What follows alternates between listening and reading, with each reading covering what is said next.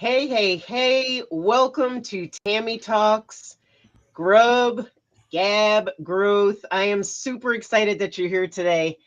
For those of you who are joining us for the first time, I was really excited to put together a place where people can come and learn about being resilient. And I know there's a lot of definitions out there, but for me, being resilient is really being able to not just bounce back through your challenges, but to bounce back stronger. So every week on Tami Talk, I'm looking forward to having different guests who have, life experiences that might not be the same as yours, but they have skills that are transferable to whatever situation you're going through. So I want you to imagine, like back in the day, that you're sitting in a kitchen. Maybe it was at your mom's house or your grandmother's house, or you are, at a friend's house. But there was some magic that happened in the kitchen, and particularly at that kitchen table. People would come from wherever they were, and it would usually be sort of a ragtag group of people, some older, some young kids in there. But at the kitchen table, you started solving the world's problems through our lens, right? But more importantly, you started helping people solve their individual problems. So whether they were around relationships or it was around work or career or friends, there was always a place at the table to have that conversation. So I am excited every week to bring you those types of conversations, and hopefully you'll feel like you're at the table. But what I wanted to do today is talk to you about probably what is one of my obsessions when it comes to resilience, which is what we can learn from sports as we develop our resilience muscle. And in order to do that, I'm super excited to welcome a very good friend of mine, uh, Billy Taylor. You there, Billy? Yes, I'm here. All right. So for Can you hear those who me? don't know, I can hear you. For those who don't know, Billy is a former New York Giant and NFL player for a couple of teams. I think what he's most proud of is that he's a corporate trainer, teaching everything from being of service, great customer service to communication skills. He's a radio talk show host, and I'll let him tell you about that. And he's very involved in Big Brothers Big Sisters and athletes helping athletes. Billy, I'm so glad we've stayed connected for all these years, and I want to welcome you to Tami Talks. I am so impressed with you, and I thank you for allowing me to be a part of it. And I love your subject matter, resilience, because that's part of life.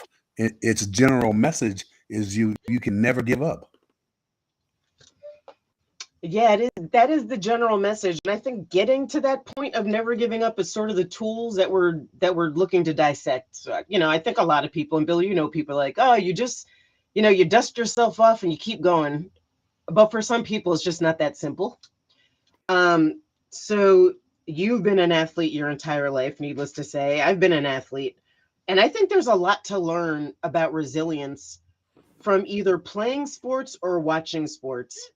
And let me give you like my thought, and then I want to get your reaction. So I think regardless of the sport, athletes face a wide range of physiological, emotional, and physical stressors that impact their performance. Um, and these, when we talk about stressors, we could talk about injuries, which we've seen lately in the NFL. We could talk about performance slumps, which, I don't know anything about that because I've never had a slump. Just kidding. Uh, conflicts with the coach or your team, career transitions. I know you've experienced a lot of this. And by the way, the pressure to perform no matter what's going on in your life. So, what are your general thoughts about athletes and this concept of resilience? Do you feel like all athletes have this as part of their DNA, or is it a muscle that athletes have to build also? I think athletes have to build it also, but I've really noticed the difference between people who are non-athletes and athletes because I do that thing that you mentioned, athletes helping athletes, and what happens is that if a kid is trying out for soccer, lacrosse, or a sport, and he doesn't do good right away, they quit. And I see that around the country that a lot of people, when they're not successful, they quit. But what you're supposed to do is fight your way through it and try to figure out another way to do it. see, like myself, I know, I grew up in Texas, but when I first came to Texas, I was third string, and I was kind of mad at that. And I went like 5 or 6 games and never played in the game. And I went and talked to my dad about it. And he said, Billy, don't ever quit because you'll get in the habit of quitting. And so that's probably what resilience is being able to hang in there. And I hung in there until the last game of the season. The guy who played in front of me at running back, he got hurt. And then I went in and played my first high school game, do anything, but I was just happy to be there. And that inspired me to work even harder, to be resilient, to take the position going into the next season. So do you think it's good enough and I know like probably you and I grew up in like a different era, right? Where people were they weren't as sympathetic. Like you're hurt, either, get back in the game or go sit on the side. You had a bad game, like shake it off. There wasn't like a whole lot of conversation around like what shake it off looks like. Go ahead. Well, what I like is that they have professional people in charge now who don't make the decision what they used to make. When I even played for the Giants, if the guy said, Billy, are you okay? All you had to do was answer him yes, and then he'd send you back on the field. And most athletes, they always want to get back on the field. So that's part of a resilience. But then also you can get hurt worse by not listening to the people who are professionals. And there's a difference between being injured and being hurt. And you got to recognize that, because one, you can have resilience on and come back. The other one, we can hurt yourself worse. I know, but I think part of the problem, Billy, like fundamentally is I don't think that's real resilience when an athlete gets back on the field. Well, it is resilience in some ways, but they're also being motivated by a check. Right? So somebody, you get bonuses based on playing time and touchdowns and blocks and this and that. So is that real resilience, or is that like your wallet talking? Well, I got to get up and go play. Yeah, but say that you're in a situation where it gets really tough and you're trying to decide, should I hang in there or should I try and wait for another day? If you have anything inside you and you're not hurt, I think you'll sit there and try to fight your way back. If someone's beating you in any whether it's spelling bee or playing basketball, you want to be able to make sure that you are prepared. I think you've heard the adage that you prepare for something, it gives you an advantage when you go in, and that's what I look at resiliency too, as part of being prepared to do whatever task is asked. And if you do have a downfall or make a mistake or things don't go right, you'll figure out a way to get it done. I think resiliency is figuring out a way to get it done when people think there's no way to get it done. Mm-hmm. So that's a good point. And I think, so there's some really great tools. And you touched on it before, and I'm going to get back to that in a second, but there's some really great tools that you can develop as an athlete that I think people that do not play sports, nor do they watch sports, have a more difficult time developing some of these skills. For example, listen, being an athlete, and you can attest to this, you need to have an optimistic mindset all the time, right? Even when you're losing, even maybe you're on the sideline, you're not even in the game. How do you think developing an optimistic mindset, first of all, can help little kids that are just starting to play sports? Well, I think one of the things is how in anything you do, and like my mom and dad were teachers, but they say anything you do, if you want to get better, you can.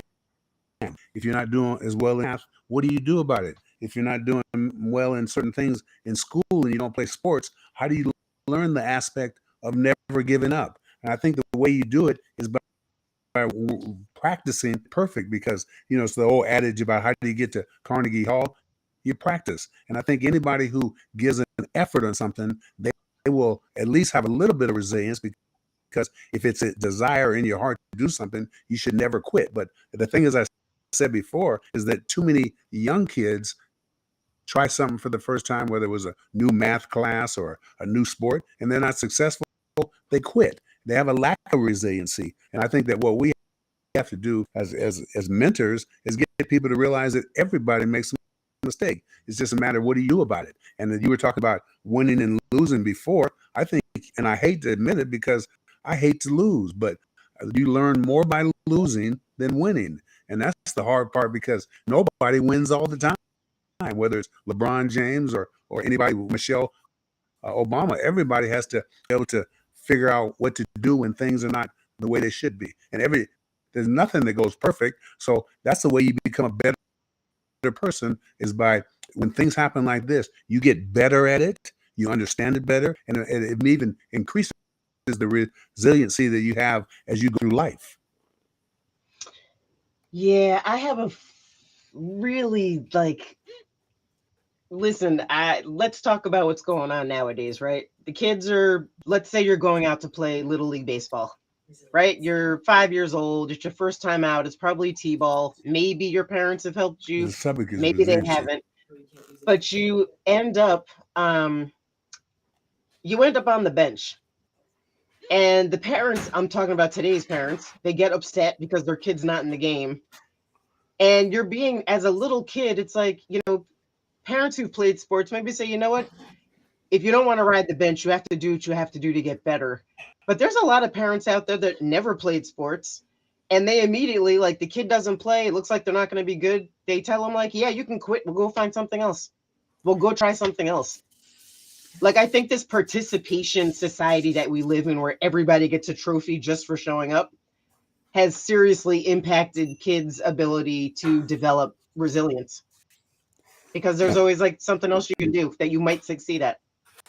and I also think that parents are getting too involved in the course of the referees and umpires when they need to keep their mouth closed, because the kid's going to figure out themselves. Not They don't need the parent to yell at the umpire or yell at the coach because their kid is not doing what they should do. I think as long as the kid is involved in sports, and I encourage most parents to allow their kids to play sports, especially at a young age, because you learn to work together, you learn what it takes to work together, you learn what it takes to be a teammate, and you learn if something doesn't go right, you fight through adversity, make it stronger. And I think that's the key thing that I learned in sports, is that there's always going to be adversity. How do you deal with it? That's the bottom line for me. Yeah, I do think that's one of the most important takeaways for like our little kids. And I have 4 kids. I encouraged all of them to play sports, because there's a lot to learn. But let me ask you, we have a couple minutes before break. Like, what now? Let's keep on this topic of the little kids, like the 5, let's say the 9-year-olds, maybe. How about the kids that are not encouraged to play sports? Like, Well, see, they're go ahead. like, how do we build resilience in those little kids that don't have sports? Well, I think you have to teach them that life is not always peanut butter and jelly. Life is a strings of up and downs, and sometimes things are going to go great.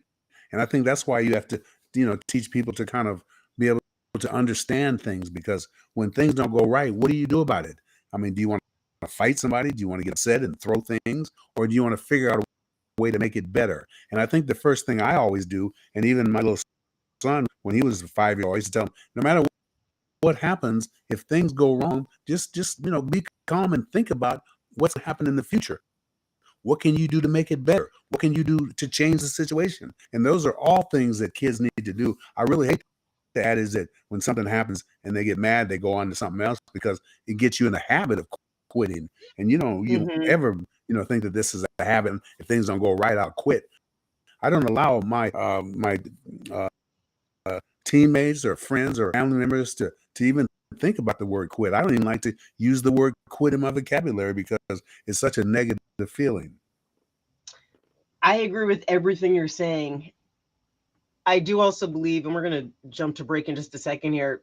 Let's pick this up when we come back, because I think we are raising kids in a society where maybe it's not the word quit, but trial and error is okay. Like, I didn't do well at baseball, so I'm going to go try lacrosse. Oh, I suck at lacrosse. Let me go try soccer. And then eventually they end up like playing the trombone Or marbles. or marbles or jump rope.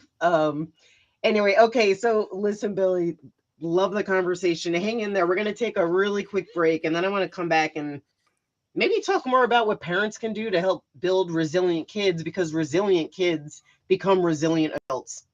So let's talk about that when we get back. Have you ever asked the question, if I was to be anything, what would I be? Regardless of money, regardless of status, beyond popularity and fame. Living your passion, feeling your life has purpose. Soulivity is a space to nurture that which lives in all of us. A place where work can become play, and doing what we love creates the dreams of a lifetime.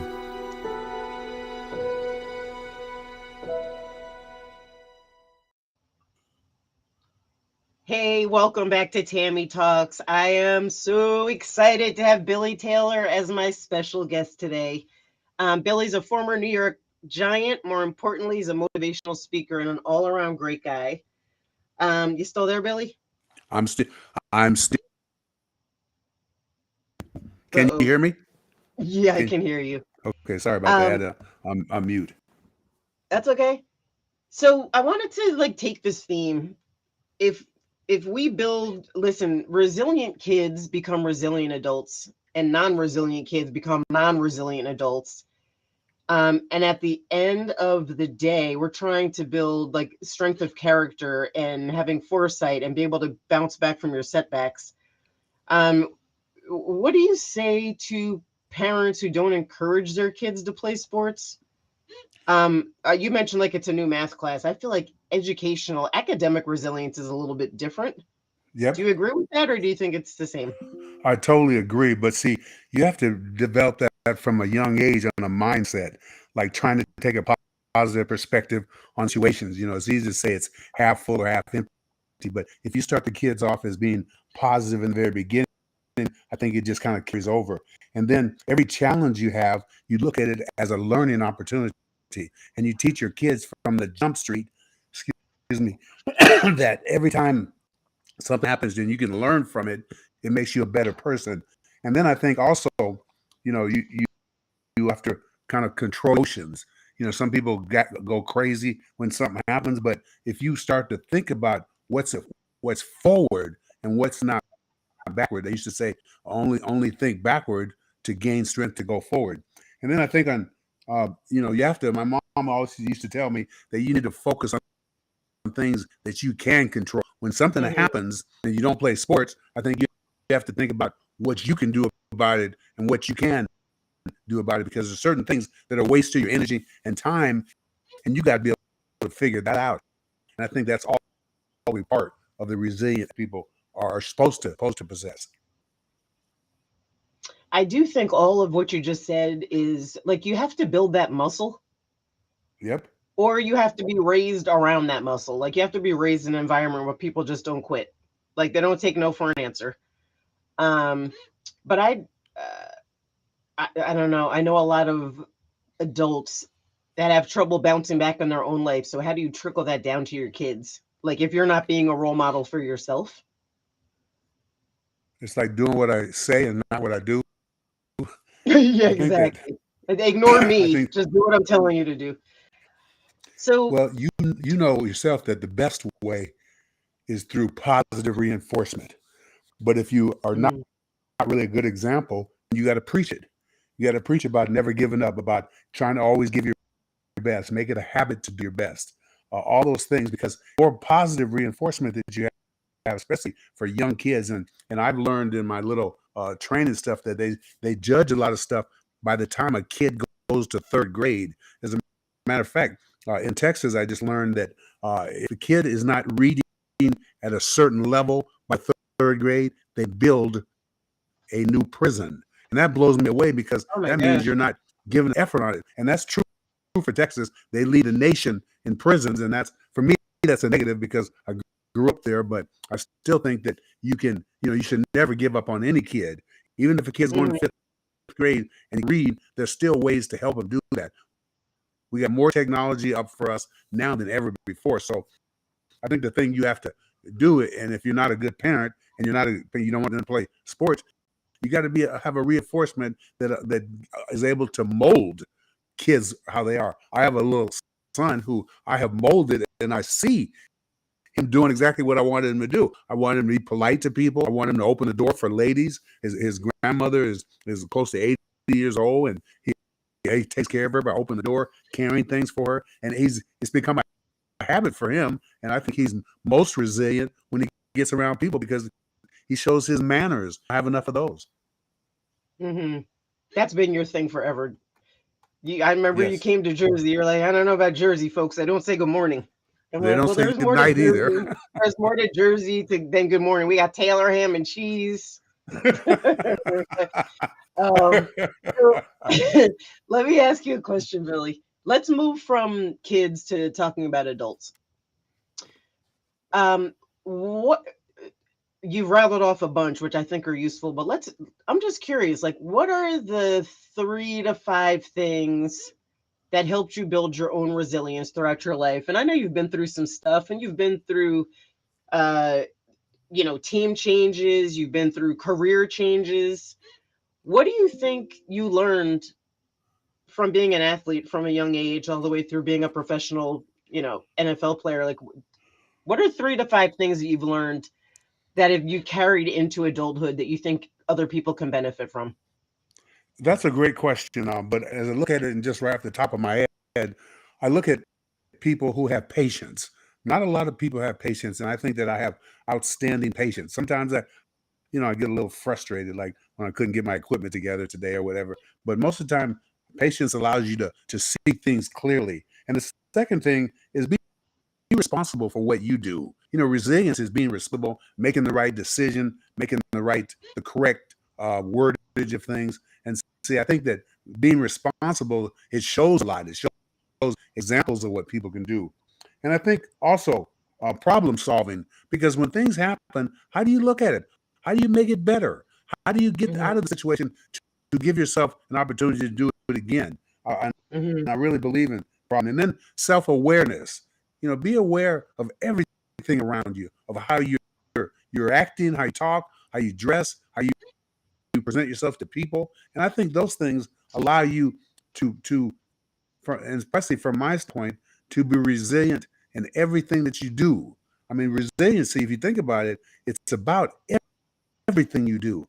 About how you up in the morning, how you are responsible for your job situations, how you're responsible for other people, how you're flexible when things don't go right. Are you able to make an exception? What I learned in football was that if somebody's beating you, then make a change.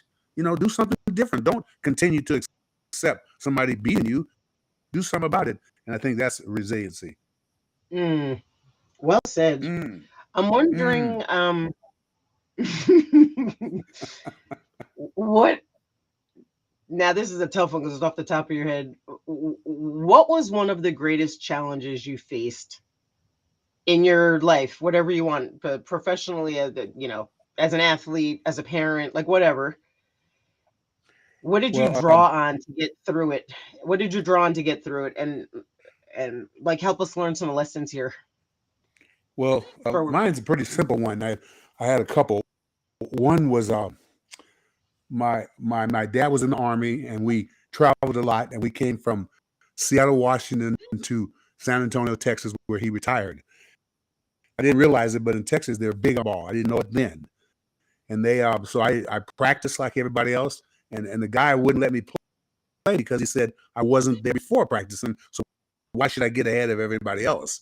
And that kind of made me mad. So what I did was I did everything I'd read about and I talked about was I stayed after practice to work on my game. I came early, stayed late, and did all those things. And then when I went to my dad, because I didn't play, it says, just make sure you hang in there because you don't want to get any bad habits. And I was so happy that I had the resiliency to hang in there that it allowed me to flourish because I knew I could draw back on that. When things happen in your life, how do you reflect on what you can do to make it better? And now those situations come up and I don't even have a speed bump on them. And the other one was a little different. I didn't do well in school. I think when I was probably in grade school, and we were playing a championship game, and my mother took me out of the game because she wanted to prove that the school is more important than sports. And she said, you can make them better, go hand in hand. And I was so upset at my mom.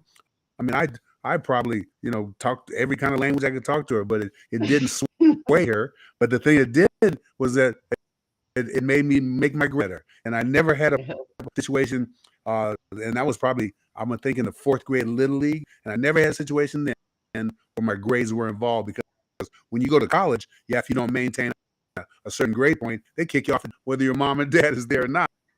So it allowed me to get to that point and realize what's ahead and what's at stake, and that, you got to be able to balance your life.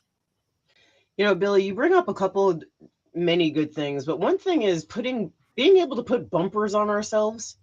So your mom pulled you out of the game because your grades weren't there, and I'm sure that was embarrassing. Your dad was like, listen, do what you got to do.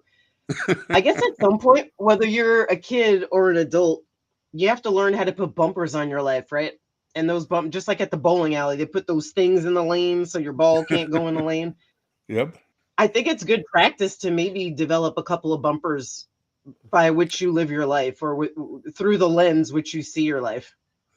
Well, would you agree? What are some of those bumpers do you think? My favorite one is something I've been using for a long time. Is I said the way you think controls the way you act. And sometimes you have to curve your thinking to think in a more positive way and get away from the negative stuff sometimes that you see on TV. So if you're thinking about it, your attitude controls your effort. And I learned that, I've made that a way of life probably ever since the ninth grade, because I was a little negative something, and then my dad talked to me about, there's a difference between negativity and positivity. And if you start out with positivity, you can always, go make it even better. But sometimes if you go negative, then everything after that is negative. So I think my attitude and the way that I learn to think about things controls the way that I do things around people. And I think that it needs to kind of, make sure that I'm positive and show positivity and try to bring people in rather than push them out. Love it. So I'm going to recap. I'm gonna give all your brilliance right now back in a quick recap, because you know what? I always wanted to have a show that people can leave at the end and take some actionable tools with them to go back into their life. So here's a couple of things that you said, which I thought were awesome, and feel free to jump in and clarify. The first thing you said is patience, which I think is an incredible skill, one that I am still working on. But being patient, you said, allows you to see clearly. And I think, one thing I've appreciated about you for all of these decades of knowing you is that you are a voice of reason, because you're very patient in surveying the situation and getting all the inputs that you need before you make a decision. I think that's a big one. You said be responsible for what you do. And I would also say be responsible for what you can control, right? So I think a lot of the reasons why people flip out, Billy, is because they're fighting things that are completely outside of their control. Absolutely. Which is frustrating and aggravating. You mentioned problem solving, developing problem solving skills, having self-awareness.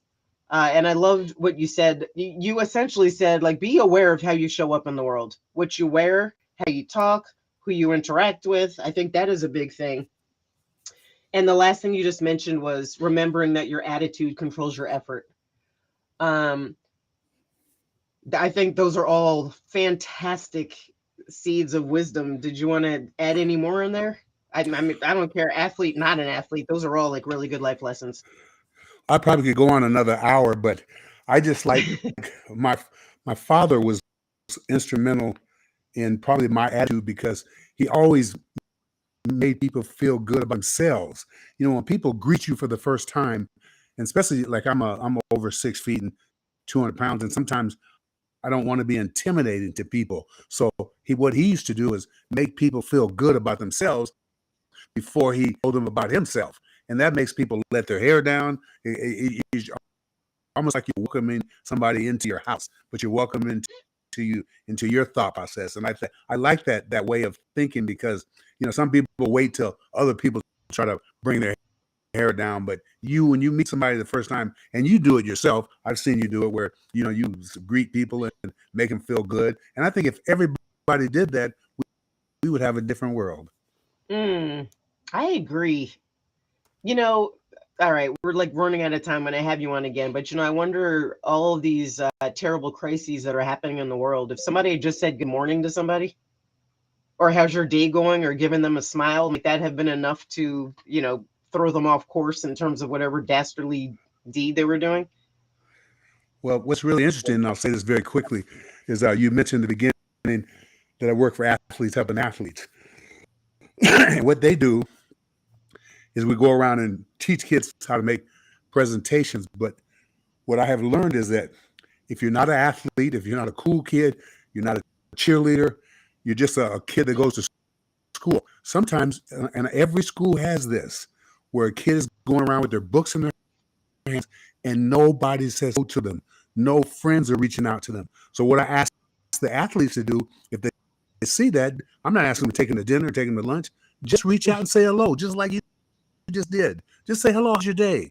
And that will make someone's day and probably help somebody from doing something that could be worse because they have no one else around them. I mean, I've only noticed it since I've started doing this, but there are a lot of schools where the kids who don't get involved in stuff. And we talked about, some kids don't play sports or don't get involved in stuff, and they're loners. And just reach out to other kids in your school and say hello. Yeah, that's a good point. By the way, are they loners, or are they lonely? There's a big difference. I think they're lonely because they're carrying their books in their hands and they never have somebody with them. They don't reach out to people, they don't talk to people, and people don't reach out to them because they're not quote unquote popular kids. Yeah, I'm looking forward to continuing this work with you, because I do think we can go into schools and teach this idea about resilience to kids that may or may not have guidance. But Billy, I want to thank you so much for coming on. I know you have a sports podcast. Do you know, look, I'm putting you on the spot. Do you know where we could listen to it? Yeah, we're on YouTube and what's the radio station that's on your Sirius Radio? We're on Sirius Radio. I'm with a guy named Charles Way. Charles Way played fullback for the Giants, but now he's the director of player personnel. And we do this. I don't know when it's on YouTube or Sirius Radio, because I don't have Sirius Radio, but I've seen it on YouTube and every week. All right, awesome. So I'll tell you what, when we're done, we will we'll post a link when we post the replay so that we can all listen in. Thank you, my friend. It's my pleasure. Thank you, and insight. And let me know when you're going to send out food or something. It's already on your front step. I did Uber Eats. It's on your front doorstep. that was good. Some ribs, some mac and cheese. All right, y'all. Thank you for joining into Tami Talks. We're looking forward to another great conversation next week with actor, motivational speaker Ed Blunt. Have a great week, Billy. I'll talk to you soon.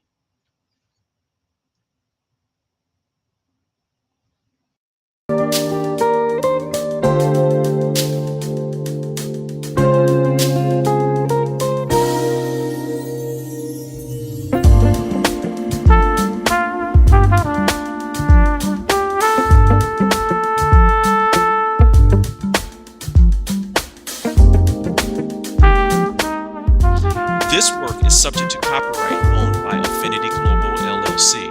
Any reproduction or republication of all or part of this is expressly prohibited unless Affinity Global LLC has explicitly granted its prior written consent. All other rights reserved.